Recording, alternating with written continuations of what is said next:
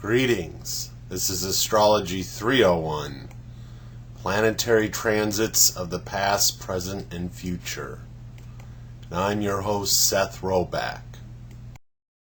We're going to discuss the review of the outer planets, an intro to the outer planet transits, transits to the natal angles, transits to the natal inner planets, Mercury Retrograde, and the moon void, of course. So with transits, we deal with the last four of the outer planets, which are Saturn, Uranus, Neptune, and Pluto, because they move at a slower rate than the other planets and have a longer effect. Saturn is the planet that represents discipline and moves 2 to 3 years per sign. Uranus represents freedom and moves approximately 7 years per sign. Neptune, representing the subconscious, moves 12 to 13 years per sign. And Pluto, representing regeneration, moves 12 to 31 years per sign. Transiting outer planets. Transits are moving planets that cross over zodiac signs and degrees of planets and houses in the birth chart. I primarily focus on the conjunctions between outer planet transits and the natal inner planets and house angles. So as you can see in this example here, Saturn, transiting Saturn, is conjunct my natal moon at 17 degrees in Scorpio and in the 12th house. So let's look at Uranus transiting over the Ascendant. Transits over the Ascendant affect your appearance and day-to-day behavior. Transiting Uranus liberates whatever it touches, but also creates unexpected changes. Transiting Uranus conjuncted my natal Ascendant in Sagittarius back in 1982 when I was 11 years old. It was a very big milestone in my life. My mother won a court case for my custody over my father, and I felt a sense of freedom after living with my dad and stepmother for 3 years. It was very hard for me, and this transit felt like it freed me. Pluto transiting over my moon. Transits over the moon affect your emotions, home, and family. Transiting Pluto sheds the old and outworn for the new. Transiting Pluto conjuncted my natal moon in Sagittarius around 1990 when I was 19. I was kind of a mama's boy, having been raised by my mother, but then I left for college, and it was very much this sort of new journey for me. I went through a lot of depression at one time, and I almost flunked out. I reunited with my dad and then had a falling out with him. Like this tower crashing was kind of how I felt at the time. I dropped out of school for a little while, and I played bass in a band and lived with my first girlfriend. I ended up moving to Minneapolis and going back to college. So this was a kind of a transitional time, almost like a rite of passage for me, of entering into adulthood.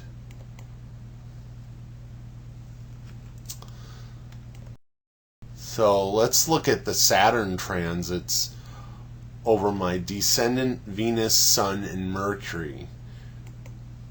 Transits over the natal Descendant would affect relationships.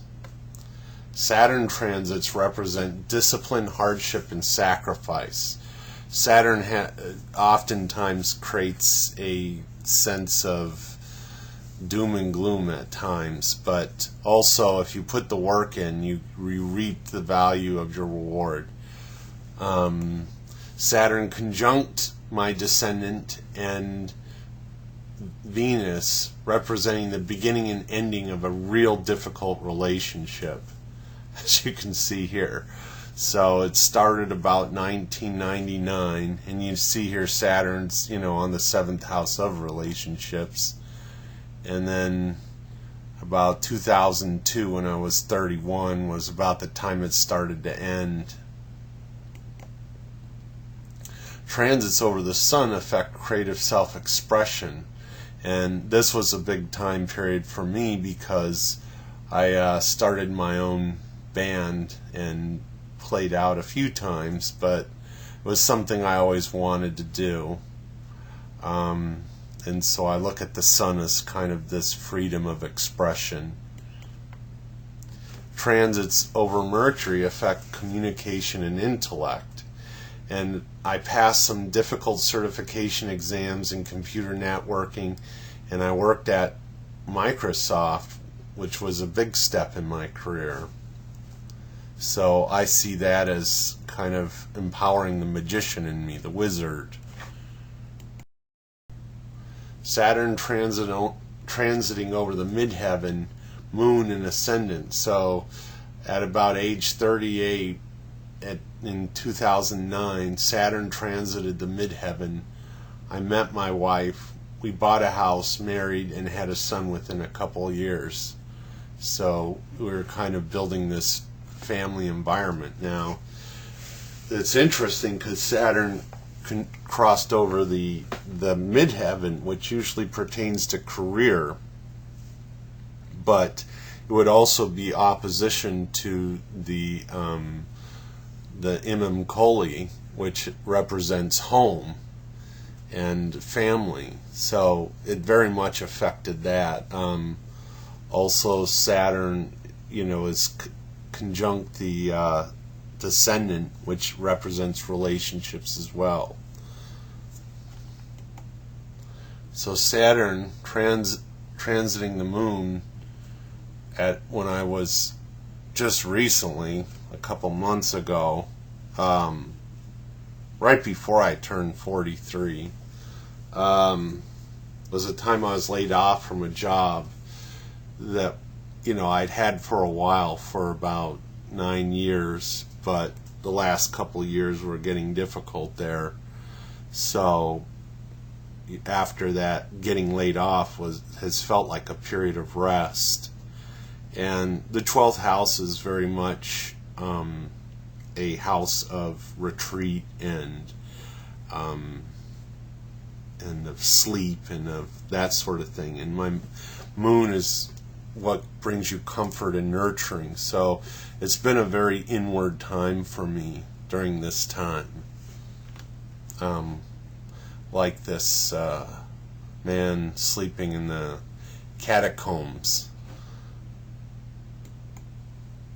So Saturn is going to transit my Ascendant when I'm 44, so sometime between here and next year and probably the year after that. And Saturn, is a very challenging planet. When it's over your Ascendant, it affects your sense of your behaviors, your sense of purpose. So it might cause a little bit of entanglement at that time, but we grow through our challenges. So now I'm going to look at a Neptune transit over Mars in my Imum Coeli. Transiting Neptune alters the perception of whatever natal planet it aspects. It gives it a fantastical feel to it. It mystifies, it baffles, so I kind of think of this tarot card, the Seven of Cups, that has this sort of otherworldly vision quality to it. When Neptune transited over my Mars, I was 35 back in 2006, and I started a new job that would help me advance a lot in my career and get back my sense of freedom and autonomy. And so it was at this time that I felt like I could really appreciate living in Seattle, and with some cash in pocket, and I could do some exploring.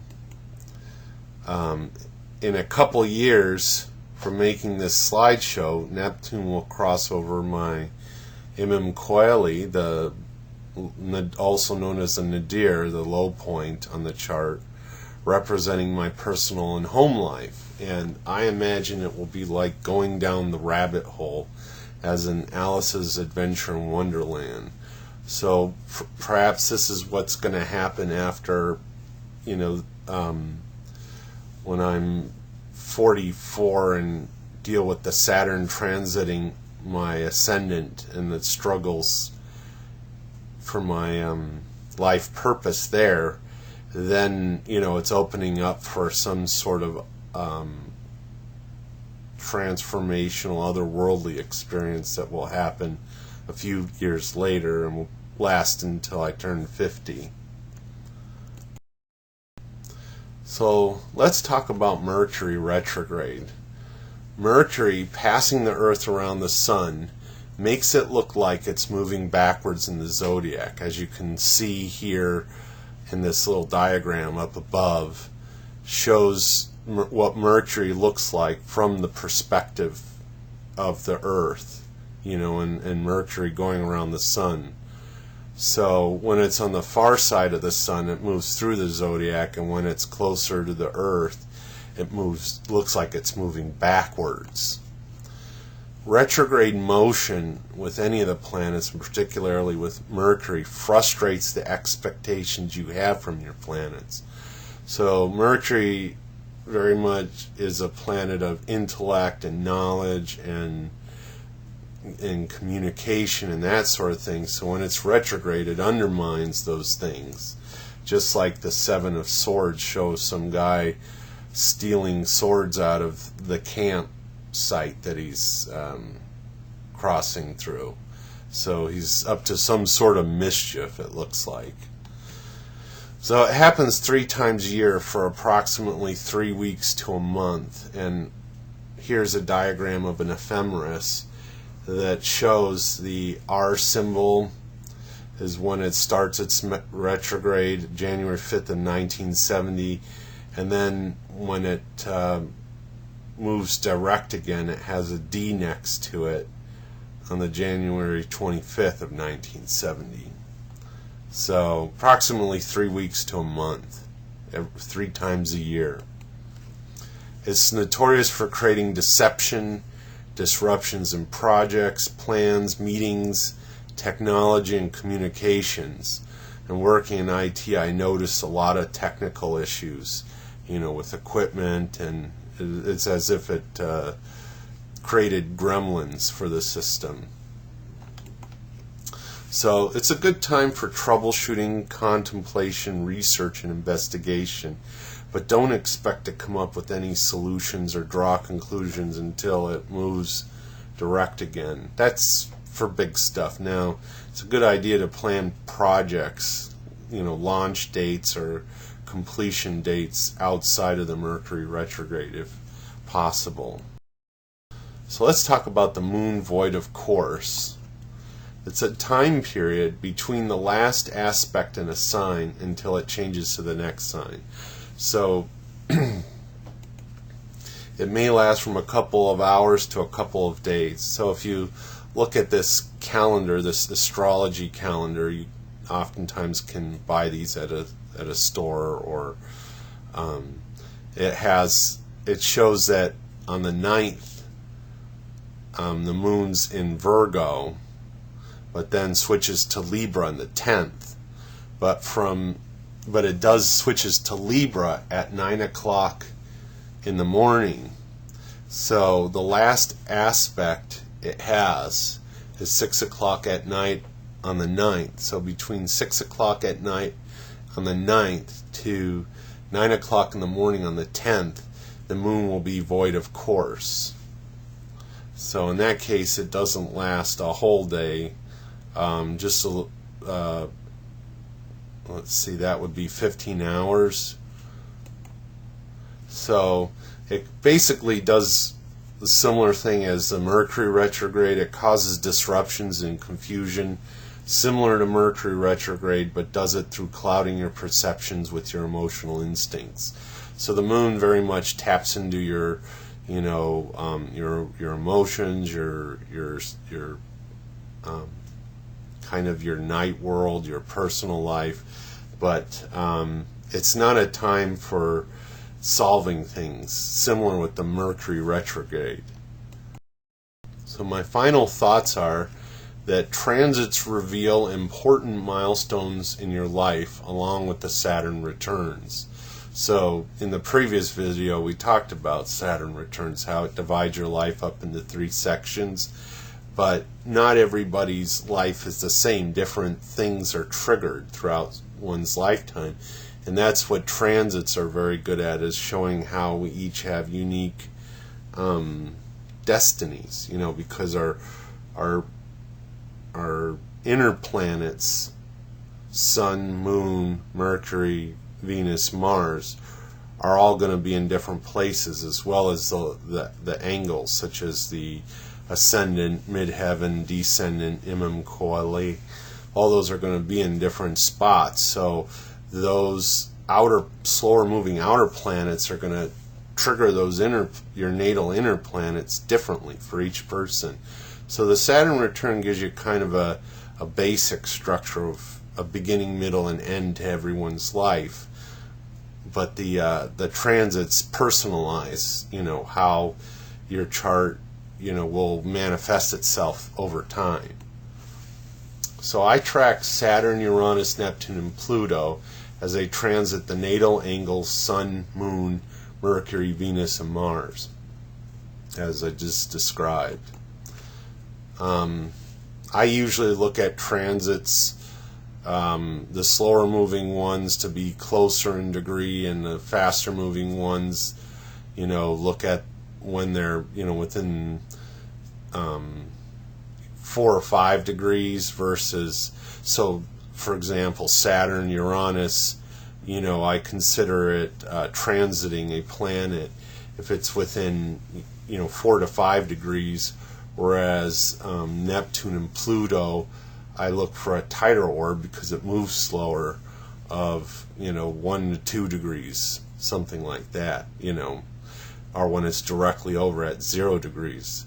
So a planet crosses over the natal point at some point when it first transits it, then it retrogrades, or looks like it's going backwards. It's not, it's just that the Earth is passing the planet as it moves closer to it, and then moves direct again, then moves forward in the zodiac and moves to that same transit spot, and then moves on. So I look at a transit as each of those 3 points that it crosses over the natal point.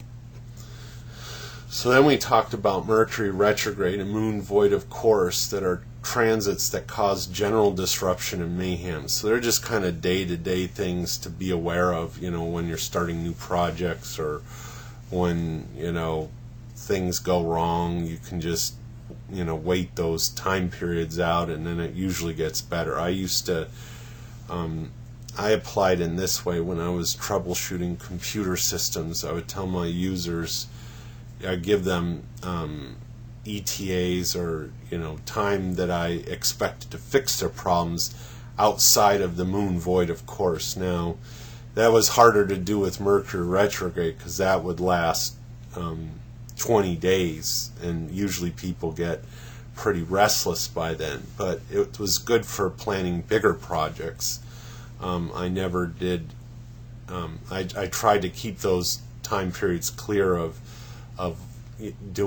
launching new servers or that kind of stuff.